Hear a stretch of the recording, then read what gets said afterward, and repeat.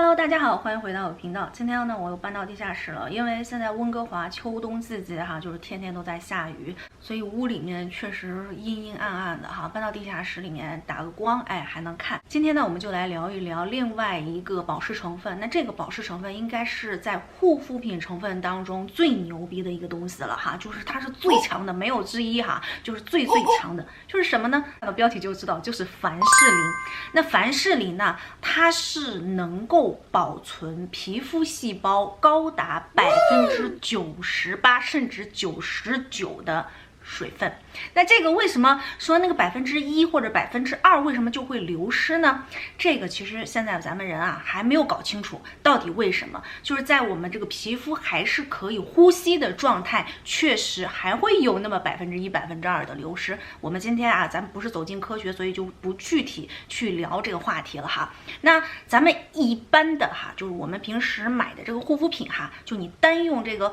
护肤品，不管它里面是有什么样的甘油啊，或者是凡士林啊，或者是尿素啊，或者咱们之前前面讲的玻尿酸啊、B5啊、什么神经酰胺，任何这种保湿成分呢，它都最高只能达到20%左右。那你可见一瓶这个厚厚实实的啊纯正的这个凡士林才是真正保湿的佳品。以我自己的经验跟大家分享，我在我的视频当中啊，主要还是以自己的使用经验来跟大家交流，不算是任何这种教育信息哈。根据我的经验，根据你的经验，总合出更好的适合自己的这个护肤方式，或者是你听到听到别人的这个经验之后呢，你也可以上网搜索。所以我建议大家是以就是基于我们互相学习、互相促进的这样的一个基础上，然后去看这个视频。千万看任何博主的视频都不要别人说什么好用就立马赶紧的去买，立马赶紧的往脸上上啊，不要这样子。那根据我的经验哈，因为我呢从小就用凡士林，甘油和凡士林应该是我使用最多的护肤品，一个是真的是便宜实惠哈，像我这种大量使用的，再加上就是我小的时候其实市面上并没有那么丰富的产品啊，这成分那成分，美白的去皱的没有这些东西，加上小孩也用不上。我的主要目的就是保持我的这个皮肤不翘起来，然后不干燥不难受。那夏天呢，就是要求我同学离得远远的，看不清我这个身上的这个乱七八糟的纹路，这是我的目的。所以说凡士林呢是我用的最多的东西。那其实在中国以前哈，就是我举个例子，我小的时候爱跳舞嘛，爱跳舞的时候又有时候那个时候就化油彩妆，我不知道现在大家还有没有印象哈？可能跟我这个年龄的哈70、80年代的80后、70后可能还有印象，就是那个时候是用油彩化妆，化完妆之后是没有办法洗掉，你回家拿那个肥皂是搓不掉的，你知道吗？特别难洗。演完出之后呢，老师就会小朋友排着队拿一个卫生纸，那个时候条件多艰苦，就拿一个卫生纸，然后给你欧一坨，他们买了那种都是那种大罐的凡士林哈，欧一坨凡士林给你包了一个小卫生纸包在那里面，然后就跟爸爸妈妈回家了。然后爸爸妈妈回家之后啊，就拿那个凡士林给你卸妆。我真的长大之后呢，我也就再也没有尝试过就用凡士林卸妆。来到加拿大之后哈，这个凡士林就特别的好买，都是那种大罐的。那凡士林呢，就从未走出过我的生活，就是天天就在，我几乎每一天都会用它。比如说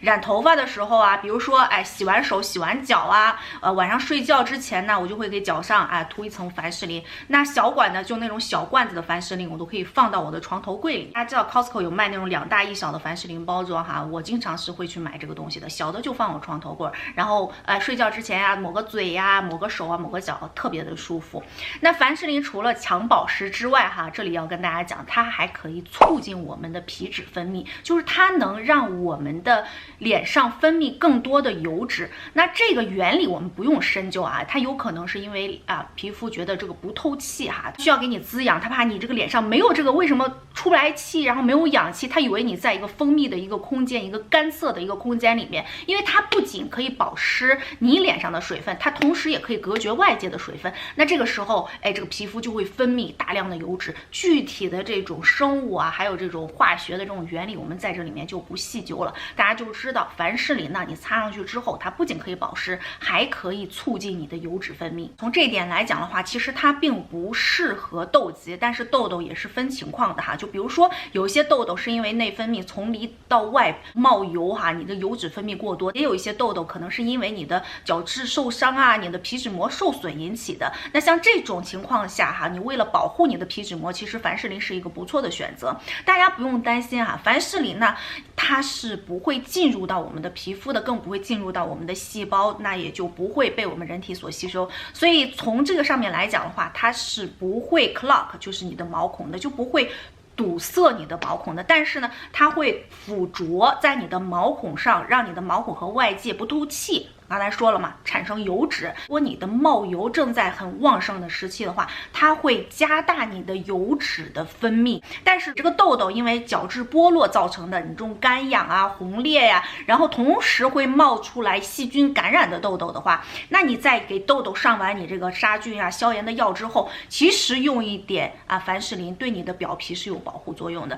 痘痘和痘痘还是不同的，大家就知道保湿促进油脂分泌，不会堵塞毛孔。凡士林呢是在1859年从石油中精炼出来的，距今已经有160多年的历史了，相对来讲是非常安全的。它不仅安全，可以隔绝外界的水分，同时它也可以起到抗菌抗敏的作用。家里有凡士林，你就会发现你放它多少年它都不带变质的。现在我们在市面上所有可以买到的凡士林都是精炼的凡士林，都是可以安全使用的。那凡士林有什么用途呢？首先它可以保湿，对吧？医疗领域呢就把它用在比如说我们局部皮肤的溃烂啊，局部皮肤的这个需要保湿的地方皮肤起到封层保湿的作用。同时呢咱们有没有发现，比如说如果家里面备有这个红霉素眼药膏啊，然后什么痔疮膏啊，像这种药膏类的这种 base 大部分都是由凡士林做的。那还有呢，大家知道这个凡士林摸起来滑滑润润的它也可以用于润滑剂的作用。我们平时用那个睫毛膏不是美宝莲发明了世界上第一支睫毛膏吗？这个睫毛膏最早的这个 base 就是它的这个基底就是凡士林，它其实就是把那个凡士林然后加一点那个黑黑的那个碳粉，就合成了世界上第一支睫毛膏。动动脑筋，就这种简单的成分，你看席卷全球卖了多少钱，对不对？对于我们平时使用应该怎么样用呢？比如说这种过度刷酸的姐妹们 ，A 酸呀，或者是各种酸不耐受，或者出现一些皮肤屏障受损的状况的时候呢，你就可以大胆放心的去使用这个凡士林。所以凡士林用上之后呢，它既可以帮你保湿，又可以帮你隔绝外面的脏细菌啊、脏空气啊，同时呢，它还可以促进你的油脂膜自身的油脂膜分泌那当然了，还有比如说我们就中龄往上走这个年龄越来越大，然后我们的皮肤越来越干燥，我们自身分泌的油脂就会越来越少也可以在晚间或者白天也是可以根据你自己的皮肤状况，去在一些局部特别干燥的区域，或者是特别容易敏感的区域去使用凡士林。还有就是比如说嘴唇干燥还有小宝宝身上呢湿疹所以因为它非常安全嘛，它是可以去使用到嘴周的。你看那个眼药膏都可以用，所以它是可以用到我们人体需要高度安全措施保护的这些部位的大家明白的我就不说那么清楚了，就是那些部位然后小宝宝也是可以放心安全使用的。还有一点要提醒大家，就是凡士林它是一个无水的。如果你的皮肤很干燥的情况下，你需要怎么样？你需要先用一些水的东西，就是它一个是无水的，它保湿它只能帮着你的皮肤不从里到外就是蒸发水分，保证你的皮肤呢不失去水分，但是它是没有办法帮你去补水的。所以如果你是生活在这种干燥地区你要用凡士林的时候呢，你要先确保你的皮肤是一个湿润的状态，你才能帮着皮肤 hold 住更多的水分。大家分享一下我自己是怎么样使用凡士林的我用的最多的就比如说秋冬季节特别干燥，或者是身上哪一个部位特别干燥的时候呢，我会把它加在护肤乳里面，甚至把它加在这个护手霜里面去使用。我喜欢就是在特别干燥，或者是夏天开冷气冬天开暖气的这个状态，就是你整个屋里的环境是一个抽水的这个状态这个时候呢，我就习惯于在我的眼周还有我的颧骨部位，就是这一点容易失水的这些部位，然后用一些凡士林，我觉得效效果是挺好的。咱们也可以根据以上讲的这个凡士林的作用哈，再去动动脑子，咱们想想，比如它的强保湿性，就相当于一个固体的保鲜膜在你脸上。那从这一点出发，咱们是不是可以把它当成一个夜间面膜呢？就比如说你前面已经擦完所有的这种营养成分啦，整个脸也是水当当的情况下，我们是不是可以用凡士林做一个夜间封层，然后起到让它促进前面所有成分的吸收的同时呢，起到一些保湿隔绝外界空气的这样的效果呢？我觉得这个确实可以试一试。那我自己就我刚才说了，